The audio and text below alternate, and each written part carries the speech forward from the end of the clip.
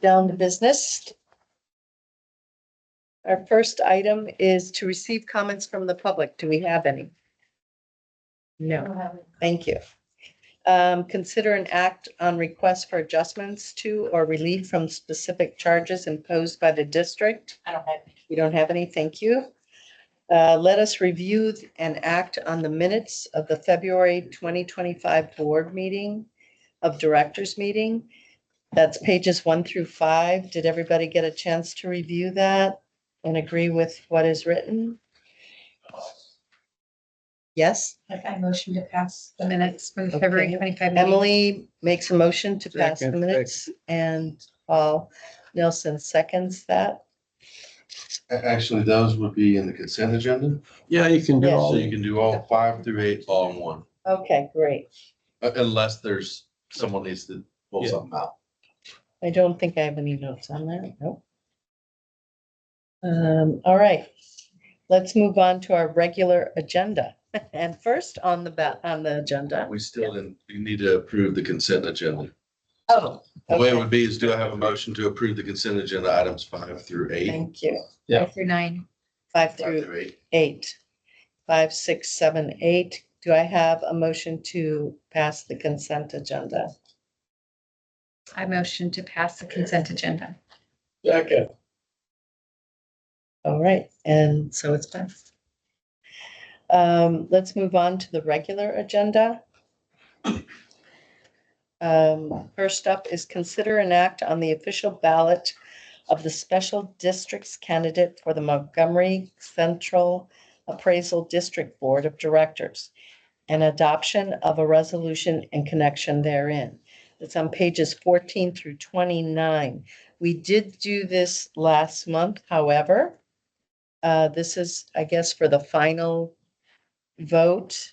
Last month, we voted on Mr. Shirley, who was the director of the hospital board, has been. The resumes of all the candidates are included in this packet. And- Everybody's in there. Not everybody's in there? No, some have a lot of resumes, but not everybody has one. Well, yes, you're right. Most of them are in here. Um, Who isn't? Why isn't there? Pardon all me? Well, there's Arthur's in here, Dale Enman, Bruce- Jerry Nash, Bruce Tubb? Bruce Tuff is in here, yes. Luis Pedraza is here. Misty Perini, so that's next on the list. Bruce Reiser, Charles Shirley. That is who we voted for last time. Frank Smith, Who's not? Shaquille Sampson. Do we have that one? Yeah, Okay, let's see where he is. he's on the ballot. He's on the ballot, correct, but I don't think we Oh, have he a didn't res, Submit a resume that's not in there. okay, Okay. so thank you for Yeah. clarifying that. All right, so he did not submit a resume. So can I have you explain that? You're standing in for Brian? Sure. So last month, you all voted on a similar looking slate. That was to elect the candidate representative on behalf of the Conservation and Reclamation District, so districts such as yourself, who are subject to NCAT. Mr. Breedoff won that election, and so his place on the general ballot today was secured by winning that vote. So this is in fact the general election where you cast your 5 votes in this district. Yes, we get, And you may allocate them as you would like among candidates. So we were talking about, there's 2 different things going on here. You were talking about the wrinkle and how whoever gets the most votes. There is a wrinkle, which is that when MCAB receives the ballots from the Conservation and Reclamation Districts, they will count the number of votes that each candidate received. The candidate that receives the most votes from Conservation and Reclamation Districts will then receive all of the votes that the Conservation and Reclamation District casts, regardless of whether it's for that person or not. So in the packet, it talks about there are 3 people, the top 3 votes. So if that top person's receiving all the votes, then how are we? I mean, are they still going to use the second and third place to get the 3-year term? Then the fourth and fifth place to get the 1-year term as it states? Yes, so the the Reclamation District wrinkle does not affect the Overall vote. overall, well, it doesn't affect the, Results. you know, the 3-year term versus the 2-year term. It just affects which candidate gets all of the Conservation District votes that have been cast. Can I ask you to step back a second? Because I missed the last meeting. This going to be on the general ballot for all voters in the No. This is a specialized election? This is, so there are certain stakeholders within MCAD, subject to MCAD, that get to vote on who is on the appraisal board. Conservation and reclamation are among them. So no, this is not a general voter matter. School boards, City of Conroe, I believe, cities, The county does. we get the county, Hospital district. hospital districts, the votes are allocated among those stakeholders. So they probably, I don't know how they work, to be honest with you, but I know that they can submit their own candidates to this general ballot as well, similar to the way that the conservation districts like yourselves went through that process last month. And Mr. Bredehoff is representing you in that slot. They were also able to put candidates onto the general ballot. Oh, no. because I thought we were voting on the ballot last month was a You do for ballot. the special district. Yes, but this is now the actual. It's just the general ballot now, which is So, the stakeholder. For example, on page 22, you'll see a resolution of the city council of the city of Montgomery nominating Casey Olson. And that's how Mr. and Mrs. Olson. So changes have been made to the ballot and added a couple candidates. in Different this. ballot. Different Okay. ballot. Different ballots. Okay. You know that Arthur won the last round. Yes. Is he automatically on this or is there another follow-up? He is automatically on the general ballot. So page 17. He's on the ballot, but he's not on the district yet, right?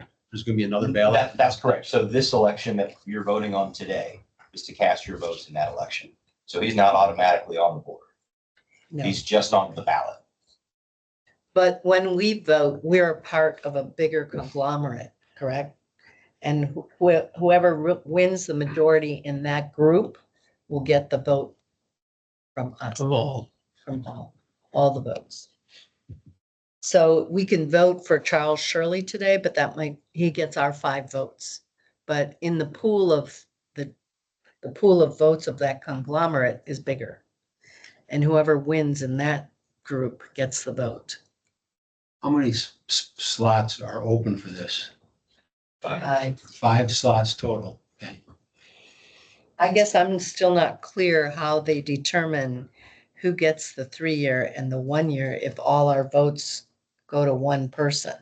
That's only the conservation and reclamation districts votes get aggregated that way. So hospital districts, cities, schools, their votes aren't aggregated with yours in the same way. So if among all the conservation and reclamation districts, what did you say the total vote was? 1,008. 1,080. There may be 2,000 total votes allocated among those other stakeholder groups. So yes, one candidate will get all the 1,080 from the Conservation Reclamation District, but the rest of the remaining votes that are allocated to those other stakeholders are what will be counted for the other candidates. Sweeney, do you have an idea how many? You said there's 5 positions open. Yes. So after this, after we vote and everybody else votes, do they set the next 4 or how does that work? Do they, I'm sorry? Are the next 4 selected by who got the most votes in this round or does this? I believe so, yes. This is the final vote. So So, it'll be whoever has the most votes, second most votes, third most votes. So so today, I think the best, what you said is basically this is for the MUDs. So is that what I'm understanding? So the 1,080 votes is going to go toward our vote, what we're able to vote in. There's Not all 4,900. 1,080. Not all, Okay. yeah, Not all not all 1,080. It's There's the a votes. total of 1,008, but not everybody, if not everybody But- votes. It's only the ones that vote. it's only the votes that are Okay. cast. So some districts, some MUDs, for example, don't vote. They don't want to vote, they don't care, they don't choose to participate. Those ballots aren't cast, so those ballots aren't counted for anybody. They don't assume that a district that decided not to vote is going to vote for anybody. But if you do vote, they will take those votes and allocate them to whoever gets the most votes among the special districts. So are we voting for one person today or five? You can allocate your votes however you like. Where, so We all have does Arthur have now for We have getting voted all for that together. first round? Does he I have, have no idea how many votes Arthur got to get. I mean, does he have a certain number of votes going into this next election? No, not at all. Okay. He beat the nearest guy by probably near 100 or so. It Okay, wasn't close. this Some doesn't, districts have split their vote. Each member got a vote. Some did all for one for all. Just kind of depends on how you want to do it. Yeah, you as a board can decide amongst yourselves how you'd like to allocate your 5. Does anybody have any position on any of these I candidates? know Charles Shirley, so I wasn't here to see him, but I do know him. I don't know why we do anything different than we did last meeting. How about I'm you, strong Paul? with Charles Shirley. Oh, thank you, Charles Shirley. And Paul, do you have a? I just know that Arthur's been, I assume, doing a good job. I know he's been Absolutely. on our ballots over the past. I often wonder why so many people want to do this, but strike that. So But I think, you're, I'm not saying I would if Arthur, but if the group wants to do it again for the gentleman, I'm okay with that. Mr. Shirley? Okay, what about you? I'm fine with Mr. Shirley as well. And also, I mean, there are a lot of people within the MUDs who voted for Arthur and he's done a good job in the past. So, if those two we want to discuss or split our votes, I'm fine with either candidate, to be honest. I'll make the motion that we cast all 5 votes for Charles Shirley. Do I have a second? If we, You wanna, we get 5, even though one of us is missing, Yes. good. so can I have a vote? All those in favor, say aye. Aye. So we passed that Charles Shirley will be our candidate on this, for the Montgomery Central Appraisal District. May I ask a question about, it's due March 21st. Yes. Yeah. So how is it going from here forward to I make sure will that our, email it over. Once the resolution and everything is signed, I'll email it over to them. It has to be there by 5 o'clock Friday. yes. Thank you. Marta have to sign a resolution. I was Yes, ready to we're drive it gonna over. do that right here. I was like, Yeah. do you need a driver? Okay. Okay. Any other questions, comments? Okay, thank you. Let's move on to receive the regular monthly SJRA Woodlands Division Report, including updates on operations, projects, and outreach. Is Chris out today? Yes, they're at a conference. Okay, so you're gonna do it? The report's in your packet. If you have any questions, I'm happy to pass them along to them. I think the only thing I was looking at was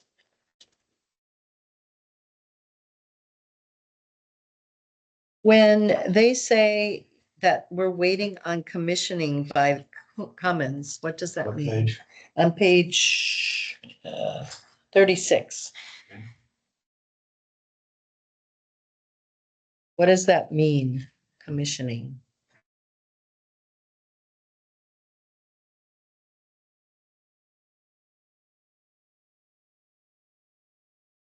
Just trying to find it. Right up, right up here. It's right in the comments under lift station rehab.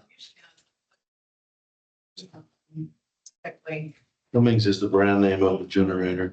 Okay, so when they commission it, they're just starting it up?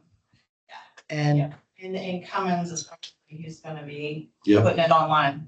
Oh, there, the generators have been Yeah. placed. how long does that generally take? Well, the manufacturer will come out and do the startup, is what it's called. Yeah. He's calling it commissioning, but basically the startup. And we'll have the manufacturer do that.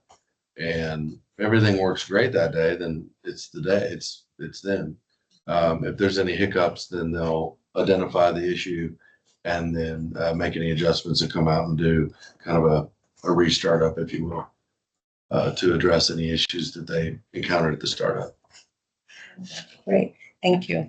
I sat in on the Board of Trustees meeting last week, and when we have our Corallo, I'm not sure if this is going to fall under you, Eric, or if this is falling under STRA as far as where in the agenda.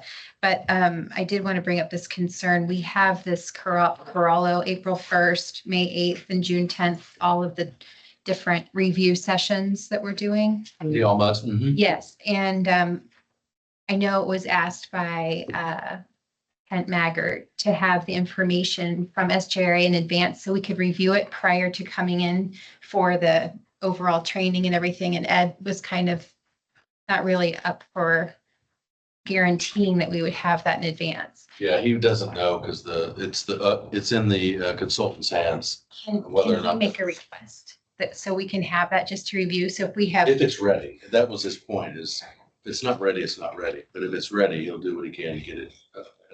that way we can review it and have a better meeting and being able to ingest everything that they're doing. And Well, there'll be 3 meetings to ingest and have comment and go through everything. So it'll be over 3 months. It'll be a lot. so we'll have enough time to go through Mhm. everything, hopefully. Thank you. And yeah, I think his comment was if we can get it ahead of time, he'll share it for sure. I was always also looking at page 44. I noticed in today's agenda, today's agenda, we now have a September 1st through January 31st date on the fiscal year to date total demand. How did that change from last month? Because the numbers were smaller. Did we include another month? Well, we had to have. Because, So you're just asking where February is? yeah. Yeah, it'll update that every month throughout the year. But okay, so this is to February or to January 31st? Through January is what the header says. Because it's a bigger number. It should be. Last month it was 1,523, and that said FTY fiscal year to date. I would have been through December though, right? Last month it would have Didn't been. say. But maybe Okay, if you had your last month's packet, that would have been good. Maybe it's like, this is last month. It doesn't say what the oh, it time doesn't frame. say. Maybe that's the Yeah, clarification. 43, this is the groundwater used. Yes, Bottom is the surface water used. And then the next page, it's the total of those two. All the water that's used. all right. I think that's What she's looking at is it doesn't designate whether it says January or February. on the That's what previous she's, month. I think that's what she's asking. Okay, She just had the packet from last month and it's just, yeah, this is more clear. So I think she Yes. was just asking what month that was. I you. appreciate it. Thanks. All right, let's move on to the next item. Any other questions?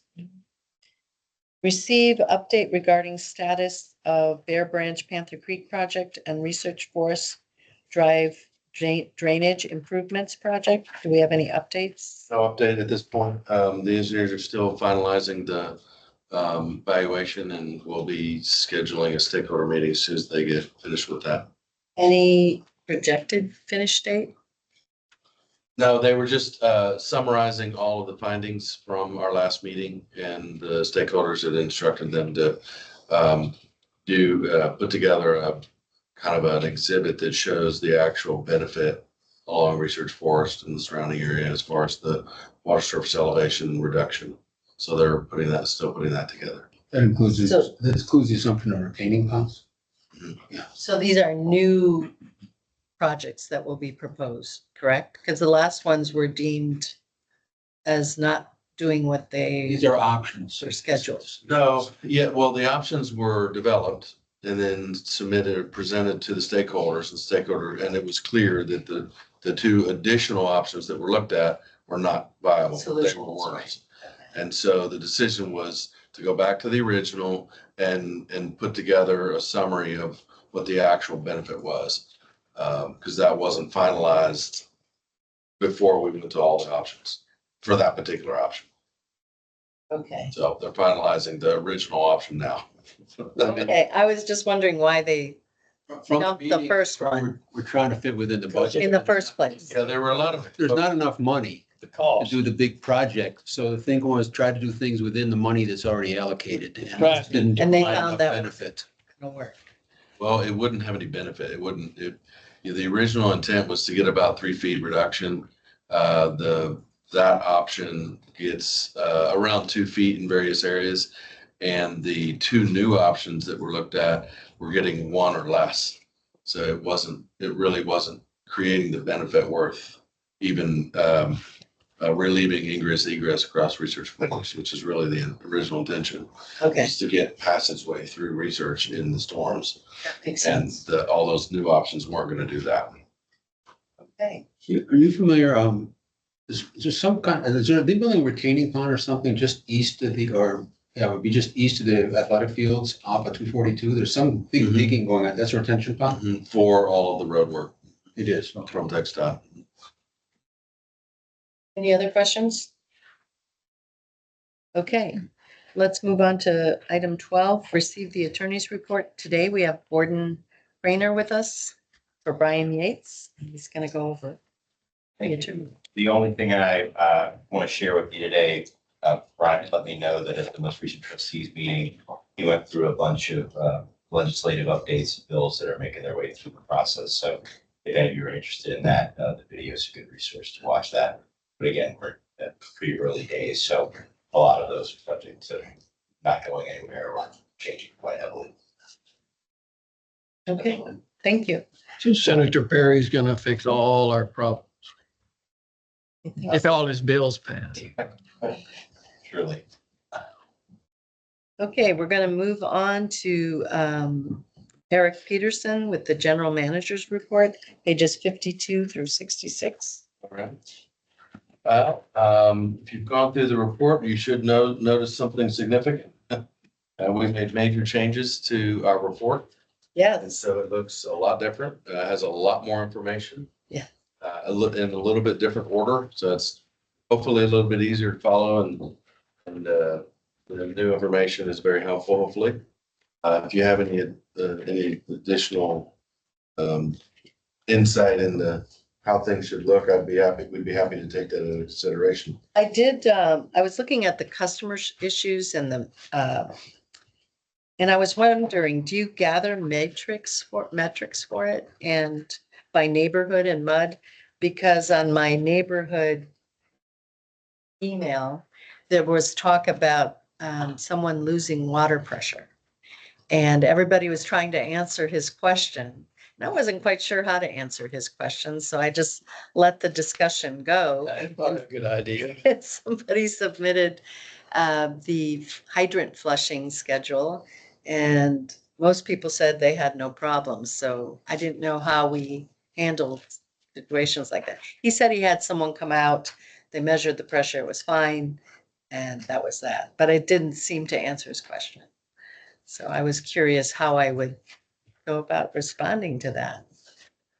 Definitely forward the request to us and we can either guide you in the answer or follow directly up with the individual. Either one, we're happy to do that. Do we keep metrics on all the complaints and things, the type of complaint, okay. For trending? Yes, okay. All right, thank you. Couple other updates I have. Screen closed, okay. There we go. You may also notice some building improvements that you'll see around. We have the new screens now that we'll evolve how we use them, but we're kind of putting the agenda up and then also we can broadcast the meeting out in the hall if we ever need to for overflow folks that might be wanting to watch what's going on in the room. And more to come in the lobby, building a customer interface where they can learn about all things water equipment, like what a meter looks like and what a clean out cap looks like and what a valve is and a fire hydrant and things like that. So we're going to kind of build a display and educational piece in the lobby that they'll be able to learn about everything water. So that's kind of the next step in our building improvements. I did want to give you an update on the GRP. I did attend my first meeting, and as I mentioned to you last month, the plan is to give the full presentation to the trustees, and then that is documented here in your report as the trustee summary. So that's in your report, the highlights. James Corn was identified, voted to be the chairman. I was voted as vice chair. And then I had asked for an agenda item to be put on the agenda for all of the board to come next meeting with a summary of what their goals are. So I could identify what we're trying to accomplish, what everybody thinks they're trying to accomplish.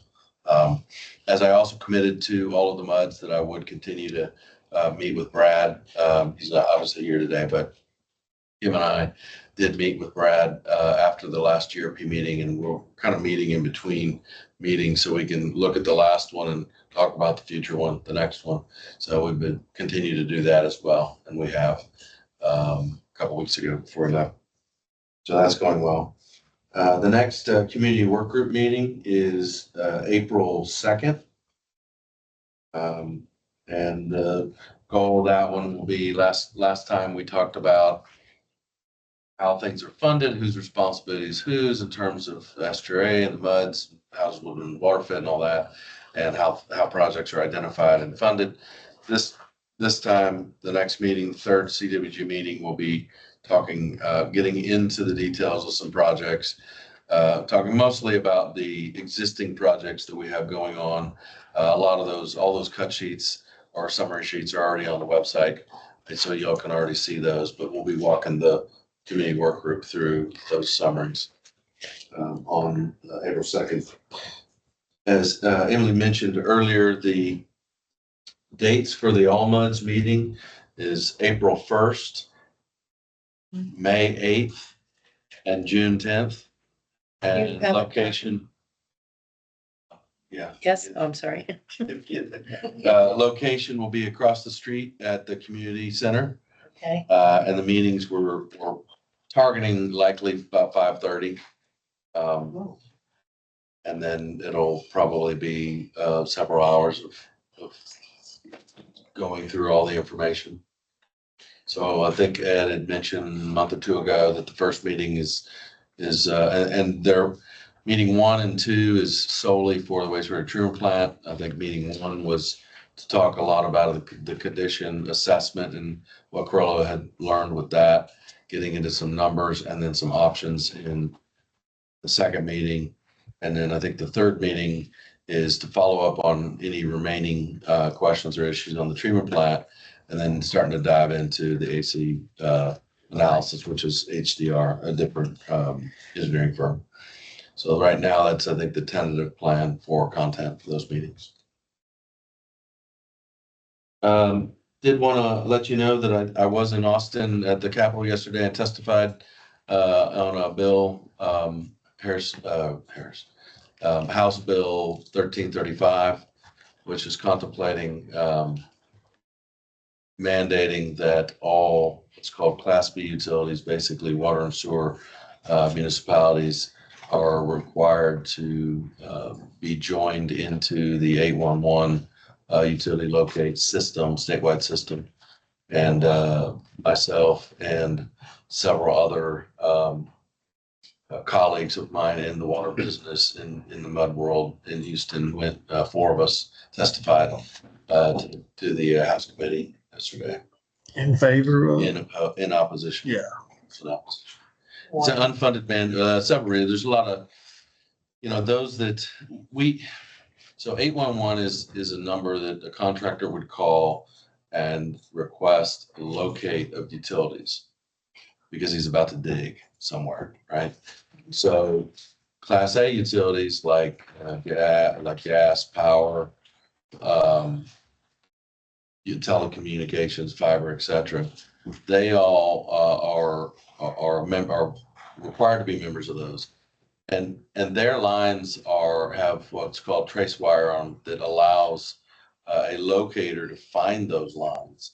In the water business, water and sewer lines don't have any tracing lines. So if you've ever seen a guy in your front yard or down the side of the street waving this one thing and throwing down little flags, or painting, that they're locating utilities is exactly, and different colors mean the different utility, whether it's gas or telecommunications, whatever. We're not able to do that. So when we had fiber companies coming in over the last 4 or 5 years, we had hundreds of thousands of dollars of damage because they came in and just blew right through and hit many lines. What we found, and coincidentally, Esther actually was an opted-in member of 811 years ago and didn't see the benefit. It wasn't cutting down on contractor hits, and they were paying $50,000-$60,000 a year in fees, because every time someone calls to get a locate, the way that the bill would read is that the municipality has to pay $1.25 for every call. And then you also have to go out and locate your utilities. So we have no problem locating our utilities. That's not an issue. We want to be able to locate our utilities. What we found that worked the best when we were dealing with all these hits with the boring companies for the fiber guys was being able to, so also at the bottom of the 811 ticket, it says the water utilities are not included in this call. So in order to get those located, you must call the water company. Well, that doesn't always happen. But when it does happen, we go out and we actually meet with the contractor, and we can kind of walk the site and say, okay, based on the drawings that we have, roughly it's going to be right around here. We can kind of see where the fire hydrants are, and we can see where the valves are and the manholes, and we can generally kind of give them a relative idea on where the utility, but we can't be exact like the Class A utilities can, because we just don't have that capability, and won't. I mean, it's just. Yeah, and you can kind of see a straight line between valves and assume that that's how they go, but it has nothing to do with how deep they are. Yeah, that too. So they start drilling underneath it and poke a hole in our water. They don't call, they strike a line, the contractor responsible for the costs. So Theoretically, but it's usually a sub of a sub of a sub, and it's kind of a good luck getting any return on it. And in some cases, you might be faced with deciding whether or not it's worth suing them for the $5 or $10 grand that the repair probably cost, or whatever the repair was. And so you end up playing that game. It could be a real mess, and it wasn't. And we went through it pretty significantly a few years ago. Hundreds of thousands of Yeah, dollars. but we did recover that much We money. recovered. We settled. For at least Just 100. Backus. Yes. Are we still having issues with that?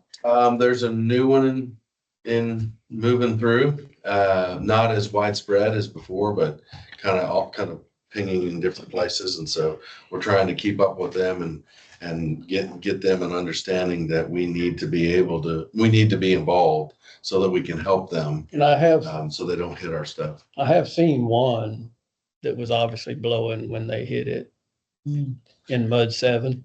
Yeah. And, interestingly, if they hit a water line, you pretty much know immediately, but they'll bore through a sanitary sewer line and a storm line.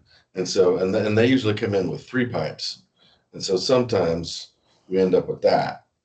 Oh, boy. Yeah. And so it's only a matter of time until Pressure. well, it's not pressurized line. It's their gravity. It'll back sewer up. and a gravity storm.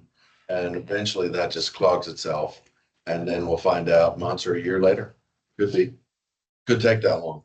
So We just found one recently. I understand that Katie is proposing some different procedures. Read that. If I could interrupt, I read what they said, and my question was, they were gonna pass an ordinance that said you had to do X and Y and Z. One reason we don't have that ability here is that the county right of way is being used right for these lines, and there's nothing that we can do to say you can't put it there. And I think I'm questioning how the city of Katy might pass ordinances that has anything to do with prohibiting that. But yeah, they were just simply saying that you can't do it till you come and make sure we all know where it's going, and you're gonna make sure that you pay for it. I wasn't here yet, but we essentially ended up doing that when it got so bad Right. that we ended up bringing them in and had a big powwow to say, That this may is, be what, we got to stop hitting everything. We need to figure out a plan to reduce it. And then it did help. It Did helped you a have the lot. same issue with Fidium? All of You did. They all- Fidium went more through the back cameras. I don't even know why. them. All, well, not necessarily, but they have the right to go. There's typically utility easements in the front and the back. Road right away usually in the back, and usually just either aerial power easements or just general easements in the back that are utility easements that they could be using. They could be using either. We typically won't have, it's not never, but we typically won't have utilities in the back. Used to be a thing in the 60s and 70s, kind of got away from that over the years to put them in the front. And then in some cases, we'll have utilities in designated easements in front yards or side yards. And in that case, these guys can't be in those easements because we have a dedicated water line easement. So only our water line goes. But a lot of the Woodlands wasn't developed with dedicated easements. It's mostly in right of ways. they've done a good job, I think, now of new subdivisions and stuff, not having those general easements behind houses and things. But in Houston, I can tell you, there's mile after mile of 6-inch clay pipes and rear lot easements that were built for the telephone poles. Yeah. So, every once in a while we find the telephone folks would just plant a pole right through the sewers because it was being used for everything. And it was at least 6 feet wide. Yeah, it happens. It happens. I've seen it. We I've spent a seen lot it of all. time trying to bring all the sewers to the Yeah. front. So that was an experience. First time I'd done it. I think it went pretty well. It felt like the bill is probably trains on the track already, but there may be some opening for some adjustment and some wording. Was this a House bill? You testified at the House? Yeah, the Senate's exciting because I know they used to, when I was forced to go there, the senator had a light system. Green, then it would turn yellow. And once it hit red, you need to shut up and get out. They didn't have the, We were told that we would likely only have a couple minutes, but they didn't restrict anybody. they let it go. So- Well, the House is better about that. Some of it just went on, and there was some in favor and some opposed, and just kind of went through it. We sat there for 4 hours before Yeah, that's the good part. we're up. So But it's an experience for it sure. was an experience. Is that your first time testifying? Oh, okay. It's pretty exciting. So next item I had was the drop structure project that bid a couple months ago. We've talked about that, where Mud 7 is the 90% share of that project. 60 is a 10% share. And just to refresh everybody's memory, the location of the ditch drop structure, if you look at the map over there, you see where Mud 7 kind of comes to a sharp point in the southwest corner of Mud 7. Are you talking about the big piece or the little piece? The big piece, this right angle, there at the bottom Oh, or in the middle. oh, Yeah, right about where that tip is, there's a little finger ditch that goes into Spring Creek there. And there's a drop structure that goes in, and I don't know if it was associated with a particular storm, but a couple of years ago it was identified that that structure had failed. And so the board authorized the engineering to begin and get that engineered, and that was completed last year, and then it was bid. And the original estimate was $750,000, and about roughly 500 or so of that was construction. The construction bid was at 218, so we got a great bid. And we had the pre-construction meeting this morning.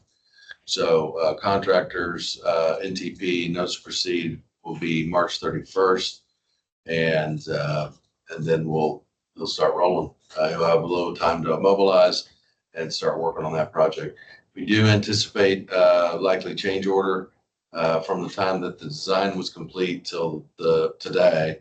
That that area has gotten worse than when it was surveyed and evaluated. So there's going to be a little bit more work than was originally anticipated. But luckily in this case, due to the fact that the budget was, or the bid came in significantly under the budget, well, we should be in really good shape. Really good shape. How much did we budget for it? $750? $750,000. That included engineering and engineering contingencies, construction and construction management, all the above. So you chewed through some of the engineering in last year's budget, and then the engineering was finished in this year's budget, and now the construction is going forward. So we will likely, we're running the ditches still across all the woodlands, and we have made the decision to start doing some improvements with the budgets that we have in various MUDs. There's enough immediate need on some things that we need to really get rolling on some things where there's, you know, washout or failing pipes, things like that. So with the budget that's already in place, we're going to start addressing some of those. Once we get a little bit better handle on this project, there could, and because you're a 90% shareholder of share on this, pro rata share.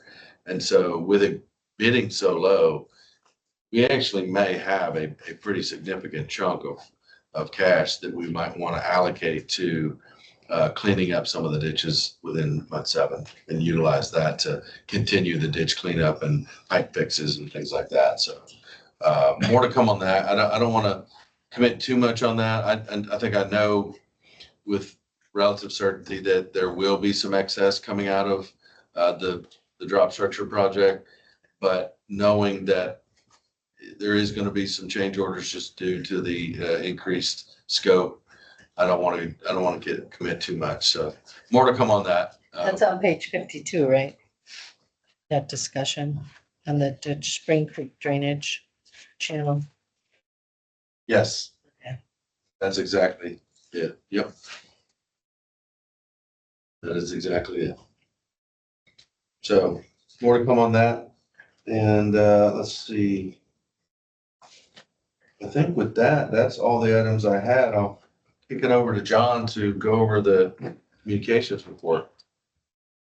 Good afternoon. You have a report starting on page 63. So we've shifted focus from telling our story into water quality for the next quarter, the next 3 months, February through April. You'll see that reflected in our marketing materials. Your annual reports went out with the last water bill. I'm going to bring forward some metrics on that and on what kind of engagement we got with those the next meeting. So we're going to push it out a few more ways. I'll have all those statistics for you here in another month. Eric made a presentation to the Woodlands Board back in February. That was picked up by their e-newsletter and then Hello Woodlands. So there was some nice press on that. Be able to check that out. And then we had a couple other nice pieces in Woodlands Community Magazine and Woodlands Online. The Woodlands Community Magazine, that goes out every 2 months, print and digital to all the homes in the Woodlands. That one was on ways to help customers lower their water bill. And then the Woodlands Online piece, you can see at the bottom, page 65, there's a QR for it. That was on transparency surrounding water renewal efforts. So touting the project sheets and all the information available through that dedicated website. So check that out if you haven't already.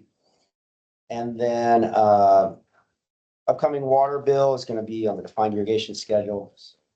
Folks are itching to water their lawns, so we're reminding them the proper way to do that, and that defined irrigation schedule is always in effect.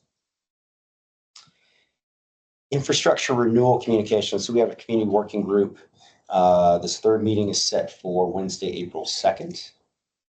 So a lot of good work happening there. Really excited about the level of engagement, participation that we have with that group. I think that's going really well for us. And then your outreach calendar there at the bottom of 66. Of course, you're welcome to join us at any and all of these events. I'll be out at the farmers market this Saturday. Any questions? Thank you.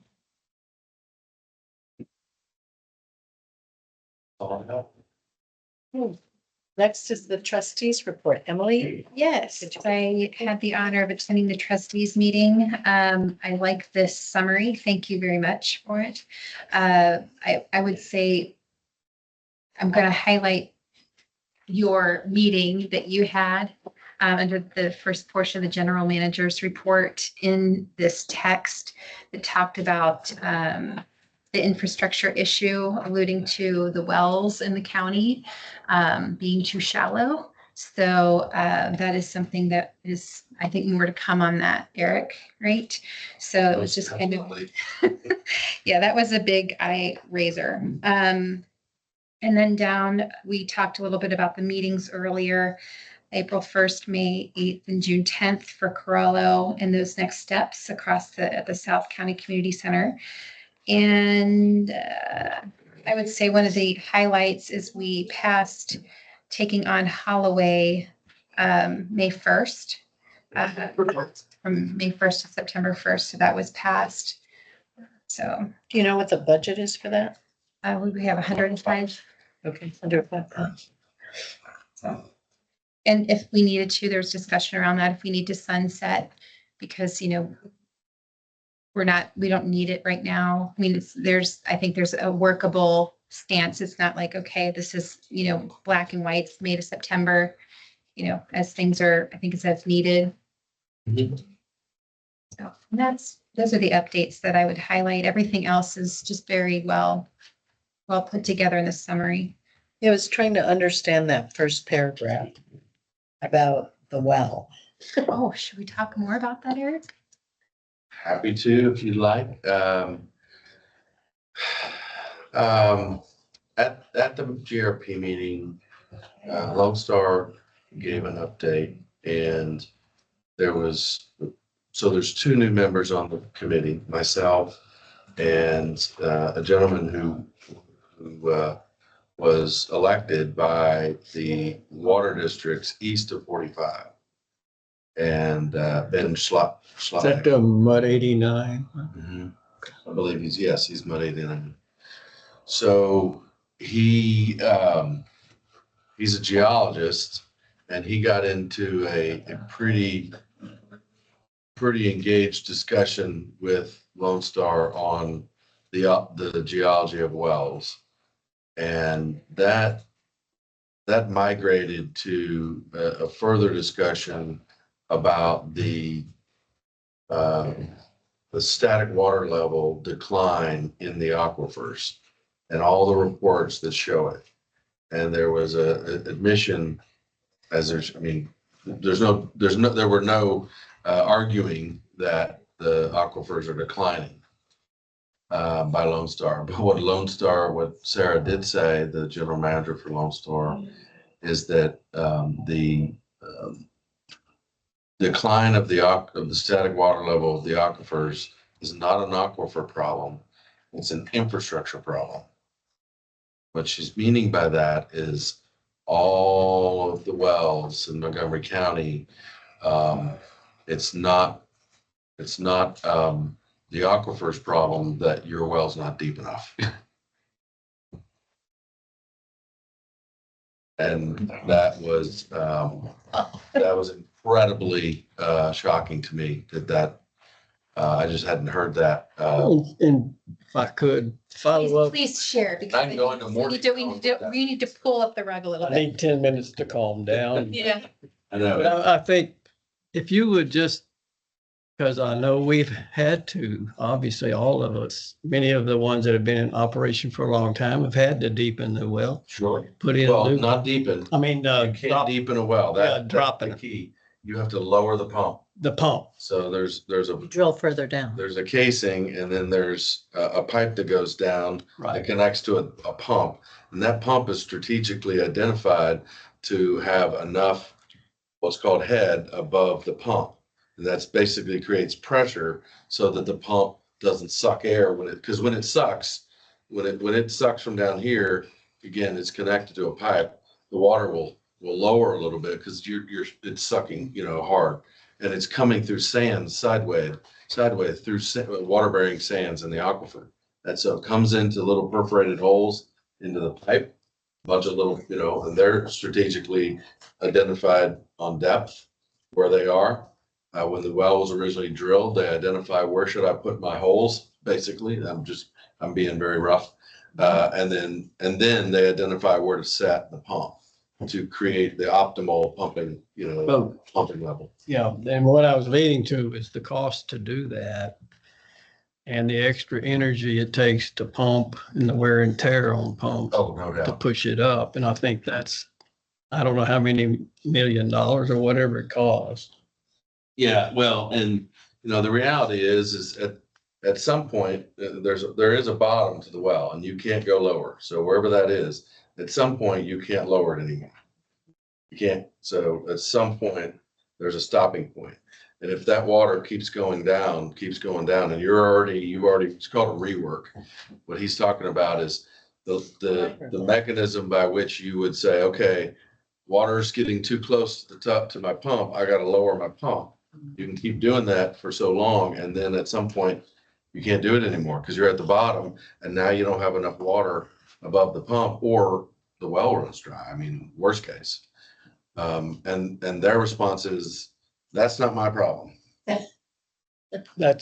Which the result is that everybody that has wells in Montgomery County would have to either re-drill, and then there's spacing requirements where you can't re-drill in that immediate, water plant site.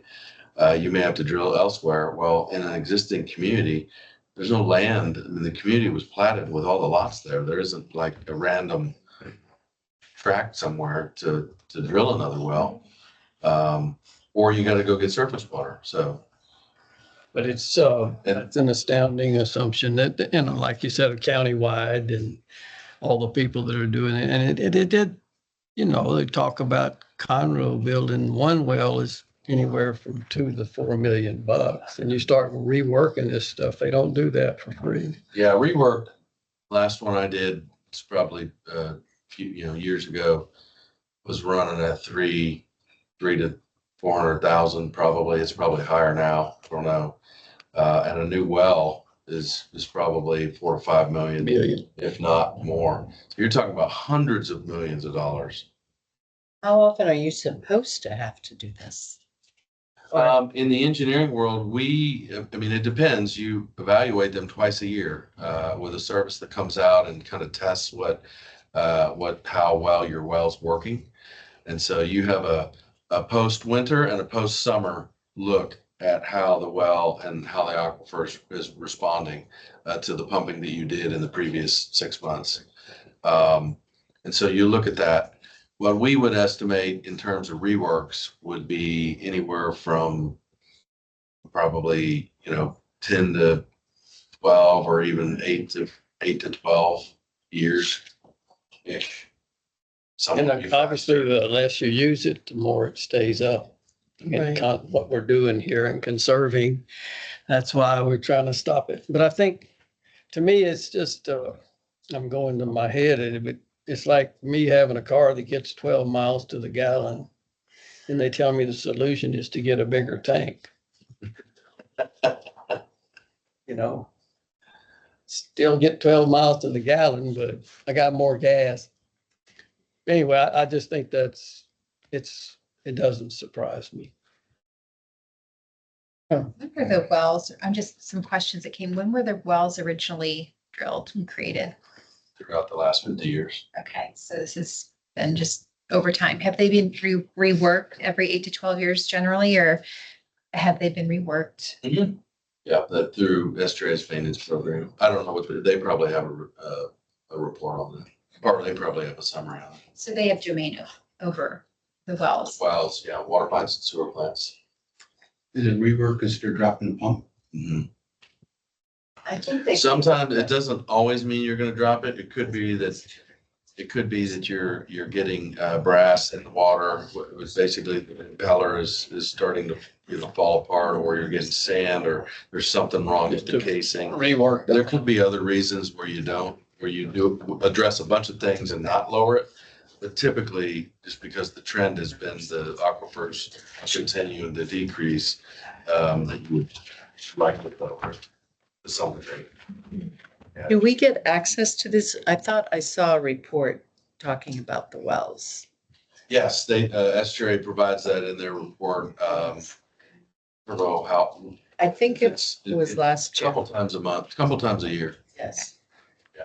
So, And it'll be a graph that, colorful graph that has a bunch of lines. There's 38 wells, bunch of lines. And interesting thing is when the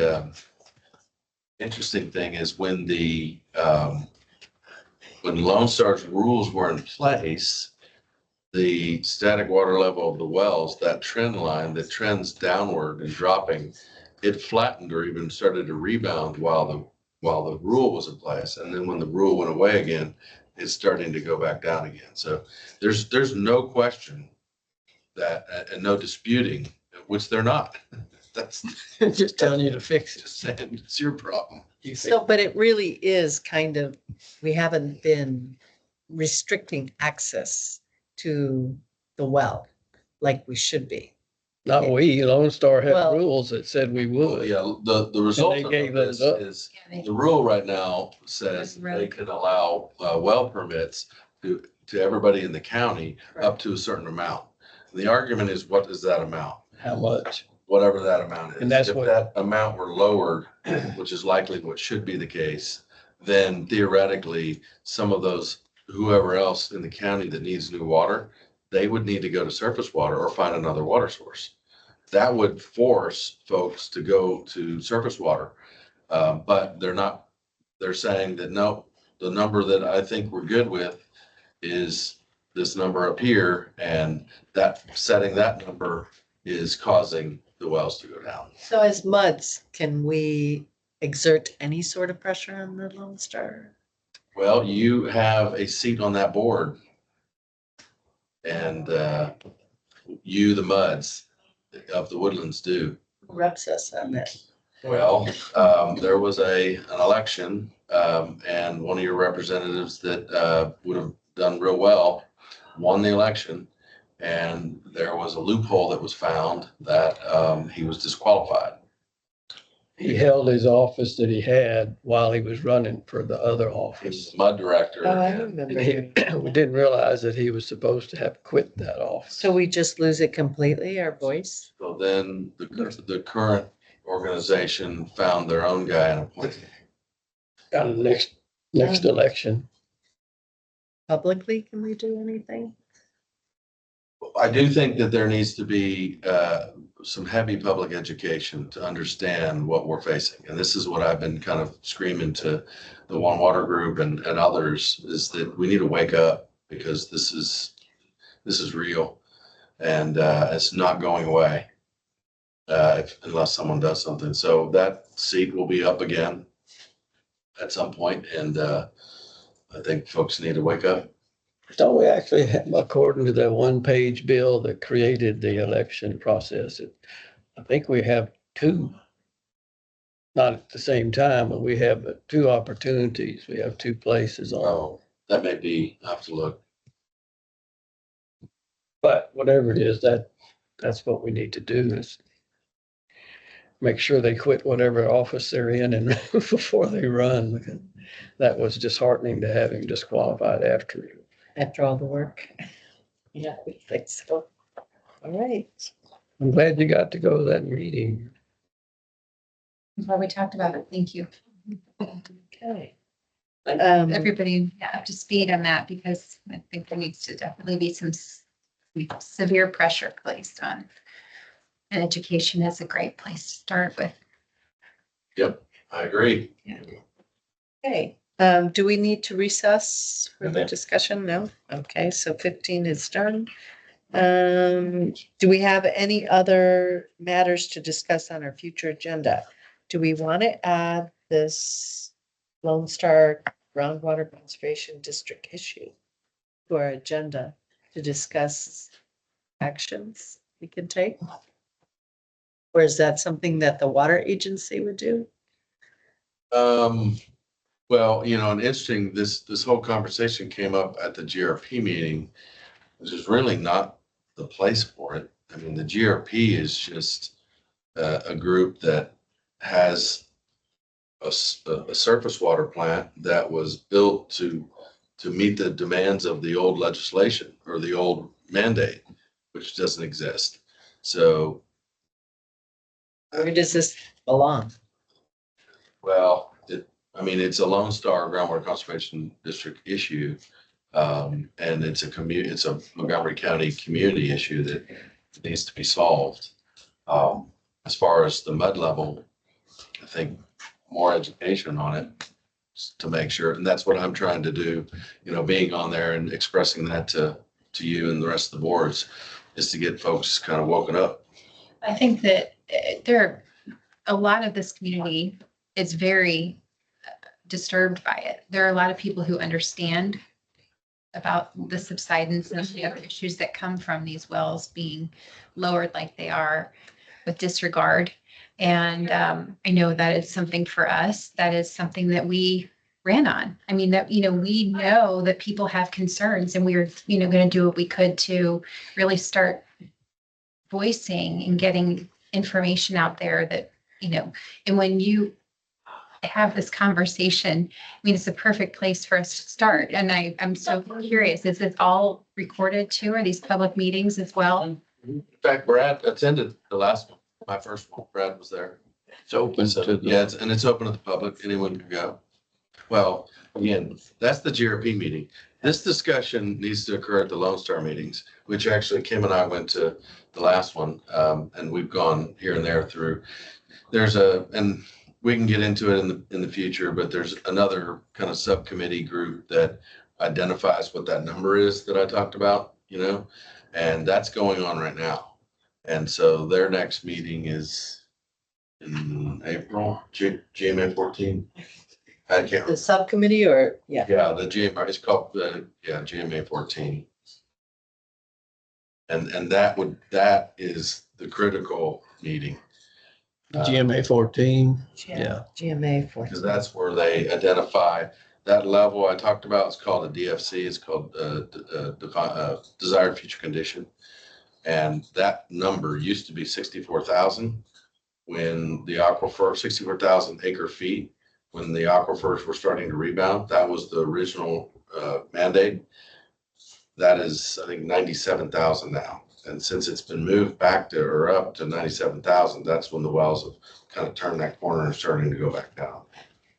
Would there be any problem attending the Lone Star meetings? Oh, open to the public and I won't. and the. I've not been back since for obvious reasons, but I mean, there are plenty of educated folks to speak our mind. I think it needs to be the agency wide that all the let you guys lead that discussion. But I think that's the only way to do it, is to start showing up and Putting we pressure. got a problem here. Our job is to protect the aquifers, and you're saying just dig them deeper. Well, I think my issue is that as a community, we have worked so hard to be conservative with our water and to be mindful of using surface water rather than groundwater, that now we have to go out and educate the rest of our county because it affects us in the end. Well, you look at that big red block, it's right here in the Woodlands, where it's like the biggest fall of, the Well, and aquifer. the sad part is the blob's getting bigger. It It's is. spreading to Magnolia and Montgomery and all those others that aren't doing anything. Conroe and East County. County. So I mean, all that's Starting because we're not growing as much as, the Woodlands had in the past. And we're also doing our part. Like you said, we're at 50% surface water. We're the biggest groundwater or biggest surface water users in the county. It's in the report. You can see it. So we're doing our part, but it's not enough to combat the regulation that's in play right now. I was looking at this article that was attached about Conroe, and they have a moratorium. So once that's lifted, things are going to get disastrous in terms of usage because they're going to have free reign. Yeah, the importance of that also, though, I will say is that, and I asked this question in the GRP meeting of SGRA, is there any restrictions or any objections from SGRA on creating greater utilization of the plant itself? Because right now we're at 13 MGD average daily flow. The plant can go to 25.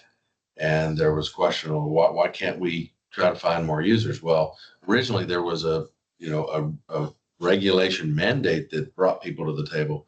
Now there's not really anything that's pushing people to go there. Because if you can still drill a well real cheap and Lone Star will let you do it, then there's no incentive to go for an alternate well source because most developers or people will, municipalities will go the cheapest route. So that's, yeah, I mean, Is that's that the what big Congress issue doing? that financially it's better to do the well and go ahead and do that for a few years until it starts to do this. But that's to say there's no incentive. Before, when they had a GRP requirement, then you had to find something, either conservation or reuse or something to make that number that you were talking. Find an alternative to ground. So that's no longer in place. They're gonna go ahead and drill wells. And that's, but my big concern is, for the county again, is that when we get all these wells dug to make the new homes in Montgomery and the west side of Conroe and all that viable, then, they're gonna get to the point. So when our wells, they start bottoming out, whenever that is, where are they gonna get surface water? Yeah, Where's their alternative? yeah. Because they're not participating today. What They happened to the did say, mandate? It expired? It was challenged by some private businesses. And there were some additional studies that were done that told a different story and they went with it. That's the rough description. They found a different hydrologist, Yeah, they found a different hydrologist that said, oh, there's plenty of water down there. lots of water. It doesn't indicate that you can get at it or that it's viable water, but it may be true that there's, a lot of water down there, but it's below, it's either not viable, salty, hot, or not reachable. Is it really there?